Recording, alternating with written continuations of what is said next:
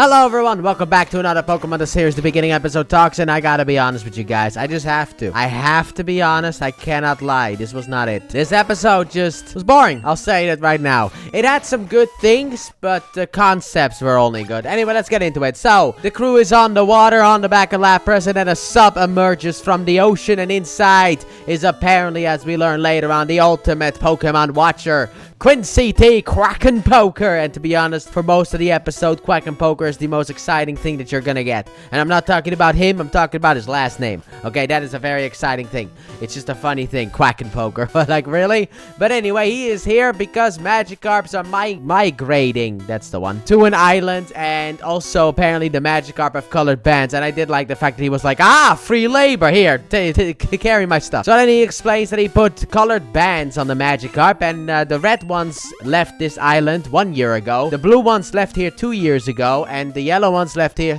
3 years ago. And he wants to know exactly why, and also see why they came back here, and also how is it possible for them to come back, where there are some theories later on, but nothing is really for certain. Tracy thinks it might be the sun, but some Magikarp don't jump, and they still, which actually is a phone game, but they still are able to make it back to the island, so why? But then afterwards, Quacken Poker takes a look at Tracy's sketchbook, and he's very impressed with him. So then the Magikarp try to climb the waterfall, which is not possible because Magikarp can't learn that HM. But also technically when this episode came out, the game hadn't come out yet, so Waterfall wasn't really an HM yet. Because that one doesn't exist in Generation 1, and the only Pokemon that can learn Waterfall, I think, in Generation 1 is actually Seeking. So eventually we get to the top. By the way, Team Rocket is also here. We'll talk about them a little bit later. But we get to the top, and basically the Magikarp are here in order to evolve. However, some of them are sadly enough too weak to evolve. And also Magikarp is Quacken Poker's favorite Pokemon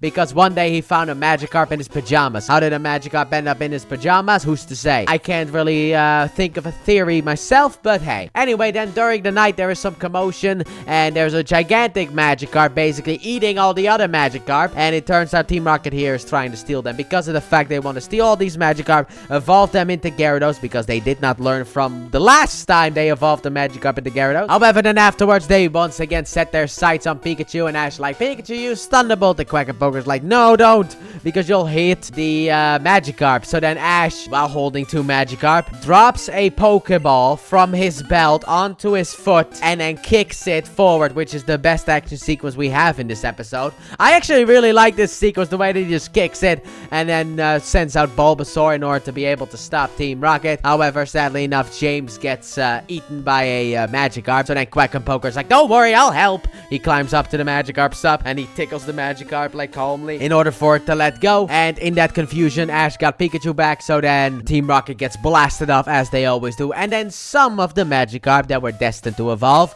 do indeed evolve. And then afterwards, Tracy and Quacken Poker run along the river and they are counting the band colors, which ones evolved and which ones didn't, for the research. And then after that, that's the episode. And look, I love Gyarados. I'm a big fan of Gyarados. My favorite Kanto Pokemon is Gyarados, mainly after playing Heart Gold and Soul Silver a couple of times because of the fact that Gyarados at level 44 can solo Lance. And I'm not joking about that. A level 44 Gyarados can solo Lance in a way. Now, I am the kind of person who's a little bit cautious myself, but anyway, you basically use, if you can, 4 Dragon Dances and then 2 Ice Fangs on the Gyarados from Lance, and then afterwards, Waterfall the Aerodactyl, Ice Fang the 3 Dragonites, and then Waterfall the Charizard, and you're done. That's how you beat Lance, and that has given me utmost respect for the Gyarados. Okay, so nobody makes fun of Gyarados ever, okay? It's my favorite Kanto Pokemon easily. That put it to the top. It is easily on my team always whenever I play a Johto game, but that's because, like in the Kanto games, Gyarados is horrible. Even though technically in Let's Go Pikachu and Eevee, Gyarados can also be on my team. But also we get the funny name of Quacken Poker, but outside of that, it's like they didn't really put any effort into it, you know? It's not really anything special. Oh, Magikarp come to this island to evolve and then leave again.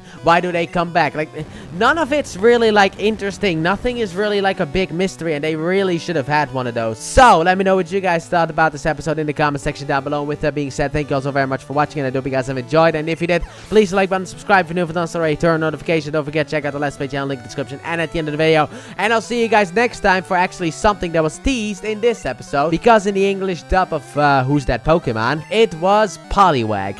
And the next episode is very much going to be Poliwag focused. So I'll see you guys for that one. Bye!